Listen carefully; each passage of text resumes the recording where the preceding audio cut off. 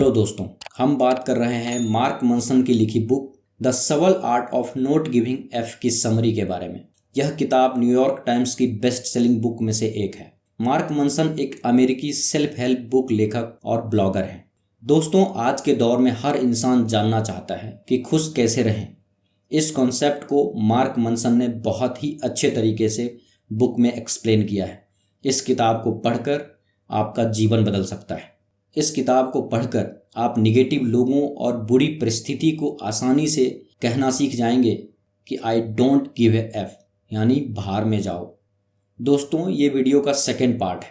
इस वीडियो के बाकी सभी पार्ट का लिंक नीचे डिस्क्रिप्शन में दे दिया हूँ। इस वीडियो को देखने के बाद आप बाकी पार्ट्स को जरूर देखें। तो चलिए शुरू करते हैं। अध्याय 2, हैप्पीनेस इज ए प्रॉब्लम। खुशी की चाहत ही तो समस्या है।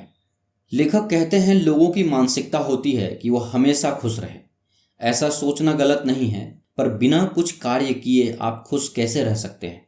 सफलता हर कोई प्राप्त करना चाहता है, पर सफल होने के लिए कोई मेहनत नहीं करना चाहता। हम सब बचपन से यही सुनते आ रहे हैं कि नो पेन नो गेन। इसका मतलब है बिना दर्द का सामना किए आप कुछ भी हासिल नहीं कर सकते। अक्सर लोगों की मानसिकता होती है कि जल्द ही उन्हें नाम, शोहरत, धन संपत्ति मिल जाए, इसीलिए हर कोई शॉर्टकट के रास्ते को अपनाते हैं। सबको पैसा और खुशी चाहिए, लेकिन कोई भी खुशी पाने से पहले मेहनत करनी पड़ेगी। किसान पहले खूब खून पसीना बहाता है, धूप, बारिश और सर्दी से संघर्ष करता है, फिर जब लहलहाती फसल देखता है तो उसे सच्ची खुशी मिलती है। इस चैप्टर में यह भी समझाया गया है कि आजकल इंसान गलत चीजों में खुशी ढूंढने की कोशिश करता है।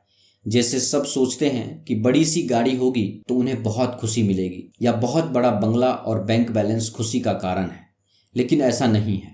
खुशी के लिए बहुत से पैरामीटर देखने पड़ते हैं, जिसमें धन संपत्ति और अच्छा घर के अलावा सामाजिक संबंध, पारिवारिक संबंध, स्वास्थ्य, दोस्त आदि का भी बहुत महत्व है। अगर ये सब नहीं है तो बड़ी गाड़ी या बंगला आपको सच्ची खुशी नहीं दे पाएंगे। गांव में किसान खेतीबाड़ी करके भी खुश रहते हैं और रात को गहरी नींद सोते हैं, जबकि शहरों में रहने वाले अमीर लोग अनेक तरह की बीमारियां जैसे ब्लड प्रेशर, शुगर, डिप्रेशन और इंसोम्निया से पीड़ित रहते हैं। इसीलिए इस तरह की खुशी की चाहत मत करिए, बल्कि लेखक कहते हैं कि दिन भर एकदम संतुलित तरीके से रहिए, खुशी खुद ही मिल जाएगी आपको। बहुत से युवा बिजनेस स्टार्ट करने में इतने डूब जाते हैं कि जीना ही भूल जाते हैं। बिजनेस वे खुशी प्राप्त करने के लिए करते हैं, लेकिन जिस तरह से करते हैं वह हकीकत में उनके दुखों का कारण बनकर रह जाता है। 2500 साल पहले की बात है। नेपाल में एक राजा हुआ करता था जो अपने बेटे से बहुत प्यार करता था और उसके लिए बड़े बड़े सपने देखा करता था। वो अपने बेटे को दुनिया की हर चीज देना चाहता था ताकि उसे कभी भी किसी चीज की कमी ना हो।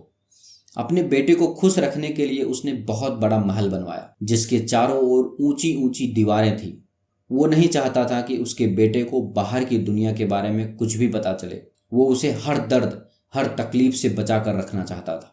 महल में राजकुमार के लिए हर सुख सुविधाएं मौजूद थी, मगर राजकुमार फिर भी खुश नहीं रहता था। वो इस ऐशो आराम से अब उबने लगा था। वो अब महल से बाहर की दुनिया देखना चाहता था। वो एक दिन मौका देखकर महल से बाहर निकल गया। अपने राज्य में घूमते हुए राजकुमार को पहली बार दर्द का एहसास हुआ जब उसने भूखमरी और बीमारी से तड़पते हुए गरीब इंसानों को देखा। उन्हें देखकर राजकुमार दुख में डूब गया। उसे अपने पिता पर बहुत गुस्सा आया, जिसने उसे आज तक इस सच्चाई से अनजान रखा था। उसने फैसला किया कि वो राजपाट छोड़कर भिक्षुक का जीवन जिएगा, और उसके बाद राजकुमार चुपचाप बिना किसी को कुछ बताए महल छोड़कर जंगल में चला गया। कुछ साल जंगल में गुजारने के बाद राजकुमार को एहसास हुआ कि उसकी इस कठिन तपस्या और भूखे प्यासे रहने से कोई फायदा नहीं है। जरूरी नहीं कि जो चीज तकलीफ दे हो वो आपके लिए अच्छी और फायदेमंद हो। उसने ये जाना कि जीवन अपने आप में एक तकलीफ है। अमीर आदमी अपने पैसे की वजह से तकलीफ सहता है, और गरीब आदमी इसीलिए परेशान रहता है क्योंकि उसके पास पैसे की कमी है। असल बात तो ये है कि खुशी का कोई पैमाना नहीं होता। कुछ हासिल करने का ये मतलब नहीं है कि अब आप हमेशा के लिए खुश रहेंगे। हम तकलीफ इसीलिए सहते हैं क्योंकि इससे हमें प्रेरणा मिलती है। इससे हमारे अंदर कुछ बदलाव आते हैं, और जीवन में बदलाव बहुत जरूरी है। हमारे जीवन की तकलीफें हमें लड़ने की ताकत देती है। हम हर हाल में खुद को बचाए रखने की जद्दोजहद करते रहते हैं। जब हम लापरवाह होते हैं, दर्द ही हमें सिखाता है कि हमें चीज़ों पर ध्यान देना चाहिए। इसीलिए तो खुशियाँ और सुख सुविधाएं हमेशा ही बेस्ट ऑप्शन नहीं होती। कभी कभी दर्द भी ज़रूरी होता है। यहाँ तक कि साइकोलॉजिकल पेन भी बड़े काम की चीज़ है, जो हमें भविष्य के बेहतर फैसले लेना सिखाती है। खुशियाँ कभी भी बिना मुसीबतों से लड़े नहीं पाई जा सकती। दूसरे शब्दों में कहें तो परेशानियों का दूसरा नाम ही खुशियाँ हैं। क्योंकि जब आप अपनी समस्या सुलझा लेते हैं तो खुशी खुद ब खुद आपके चेहरे पर झलकने लगती है। तो इस तरह अपनी तकलीफों को अवॉइड न करना ही आपकी खुशियों की चाबी है। यहाँ पर खुशी का कीवर्ड असल में प्रॉब्लम को सॉल्व करना है। लेखक कहते हैं, भावनाओं को हमेशा ही बढ़ा चढ़ाकर माना जाता है। हमारे इमोशंस आखिर हैं क्या? भावनाएं यानी इमोशंस दरअसल हमारा दिमाग ही तो है, जो हमें बताता है कि कुछ गलत हो रहा है और उसे ठीक किया जाना चाहिए। सीधे साधे शब्दों में कहें तो हमारे निगेटिव इमोशंस हमें एक्शन लेने के लिए मजबूर करते हैं। वहीं दूसरी तरफ हमारे पॉजिटिव इमोशन का मतलब है कि हमारा दिमाग हमें सही चीज करने के लिए इनाम दे रहा है। अब सवाल ये उठता है कि आप अपने जीवन में क्या करना चाहते हैं। इस सवाल में कोई खास बात नहीं है, बहुत ही आम सा सवाल है ये। इसके बजाय सवाल यह होना चाहिए कि आप अपने जीवन में किस तरह की तकलीफ से गुजरना चाहेंगे। बहुत से लोग ऐसा नहीं करते, मगर आप अपने जीवन के संघर्ष को खुद चुनिए। ज्यादातर लोग बिना किसी तकलीफ के सिर्फ इनाम चाहते हैं। इससे बुरा और क्या हो सकता है कि बिना कुछ किए आपको सब कुछ मिल जाए। तो दोस्तों, अपने लिए खुद ही तकलीफें और संघर्ष चुन लीजिए, क्योंकि जिंदगी आपको फिर भी दर्द ही देगी, और जब जिंदगी दर्द देगी वो आपके लिए ज्यादा दर्दनाक होगा। अध्याय 3, यू आर नॉट स्पेशल। आप कोई खास आदमी नहीं है। कुछ लोग अपने आप को स्पेशल समझते हैं। जब कोई उन्हें स्पेशल ट्रीटमेंट नहीं देता या जब उनके द्वारा कोई कार्य होता है और उन्हें उस कार्य का क्रेडिट नहीं दिया जाता तो वह बुरा मान जाते हैं। लेखक कहते हैं कि आपको अपने आप को स्पेशल नहीं समझना चाहिए। इससे आपका ईगो भी हर्ट नहीं होगा और आपका मूड भी खराब नहीं होगा, क्योंकि जब भी आप नाराज होते हो इससे आपका ही नुकसान होता है, सामने वाले व्यक्ति का नहीं। आपको सोचना है कि मैं आम इंसान हूं जो परफेक्ट नहीं है, जिससे गलतियां भी हो सकती हैं। आपने मार्क जकरबर्ग, स्टीव जॉब का नाम तो सुना ही होगा। यह सब अपने आप में आम व्यक्ति ही थे।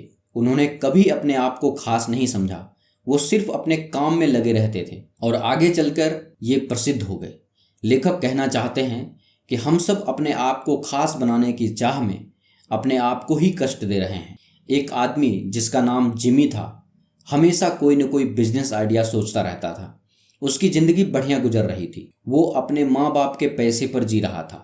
जितना वो अपने बिजनेस आइडियाज पर खर्च करता उतना ही पैसा बाद में उड़ा देता था। उसका कोई भी आइडिया कभी भी सफल नहीं हुआ, मगर जिस तरीके से वो बातें करता था और खुद पर यकीन रखता था वो बहुत ही प्रभावशाली था।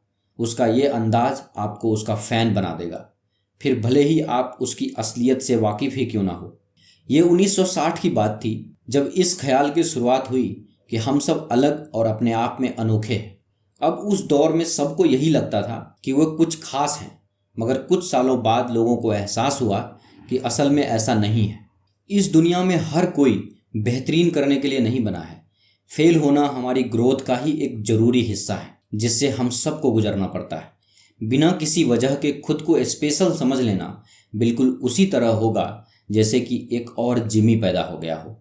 आत्मसम्मान की भावनाओं के साथ एक परेशानी ये है कि ये आपकी सेल्फ एस्टीम को इस पैमाने से नापती है कि आप कितना पॉजिटिव सोच सकते हैं, जबकि असल में इसे मापने का पैमाना है आपके निगेटिव साइड को महसूस करने की समझ होना। यानी आप अपने निगेटिव साइड के बारे में कितना जानते हैं। अगर आपको लगता है कि बिना किसी तकलीफ को झेले आप 100% परफेक्ट हैं, तो आप कैसे अपने जीवन की परेशानियां दूर कर पाएंगे। आप अपनी सफलता के सपने ही देखते रहेंगे जो वास्तव में कहीं है ही नहीं। जिंदगी बेहतर कैसे बनाई जाए, इसके लिए कुछ करने के बजाय आप सिर्फ सोचते रहेंगे तो कुछ नहीं होने वाला। कई बार हमारे जीवन में कुछ परेशानियां ऐसी होती है जिसका कोई हल नहीं सूझता। तब हम खुद को अलग महसूस करने लगते हैं, या तो बुरे या फिर अच्छे ढंग में। हमें लगता है या तो हम बेस्ट हैं या बहुत बुरे। बहुत से लोग ऐसे मौक़ों पर अच्छाई और बुराई के इन दो एहसासों के बीच झूलते रहते हैं।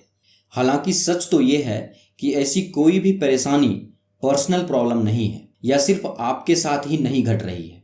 ऐसे कई और लोग होंगे दुनिया में जो बिल्कुल आप ही के जैसे हालात से जूझ रहे होंगे। ऐसा सोचने से बेशक आपकी तकलीफ कम नहीं हो जाएगी, मगर आपको ये जरूर पता चल जाएगा कि आप औरों से अलग नहीं हैं। आजकल ये बहुत आम हो गया है कि अक्सर स्पीकर्स को बैन कर दिया जाता है या स्कूल के करिकुलम से कोई किताब हटा दी जाती है क्योंकि उनसे किसी की भावनाओं को ठेस पहुंच रही थी। ऐसा करना एक तरह से खुदगर्जी है। ये एक स्वयं आत्मज्ञान की समस्या है। हम में से हर कोई अनोखा या हटकर करने के लिए पैदा नहीं हुआ है। ये वाक्य जो आजकल बहुत से इन्फ्लुएंसर कहते सुनाई देते हैं कि हम सब में कुछ खास है, जरा सोचिए कि अगर हम सब अनोखे हैं तो हम सब तो एक ही जैसे हो गए ना। तो अब इसमें अनोखापन कहाँ बचा? हम जैसे हैं वैसे ही खुद को स्वीकार करें तो बेहतर होगा। हम सब आम हैं और ये कोई शर्म की बात नहीं है। इसका ये मतलब बिल्कुल नहीं है कि हम कामयाब नहीं हो सकेंगे क्योंकि हम एवरेज हैं। सच बात तो ये है कि लोग महान इसीलिए बनते हैं क्योंकि उन्हें खुद में कुछ इम्प्रूव करने की ज़रूरत महसूस होती है। वे महान इसीलिए बन पाए क्योंकि उन्हें लगा कि वे अभी महान नहीं हैं। उनकी यही सोच उन्हें महान बना सकी। जरा इसके बारे में सोच कर देखिए। दोस्तों, आप देख रहे हैं मार्क मनसन द्वारा लिखी बुक द सबल art of note giving app की समरी। यह समरी आपको कैसी लगी, कृपया हमें नीचे कमेंट बॉक्स में कमेंट करके ज़रूर बताएं। अगर आपको यह समरी अच्छा लगा हो तो इस वीडियो को लाइक और अपने दोस्तों के साथ ज़रूर शेयर करें।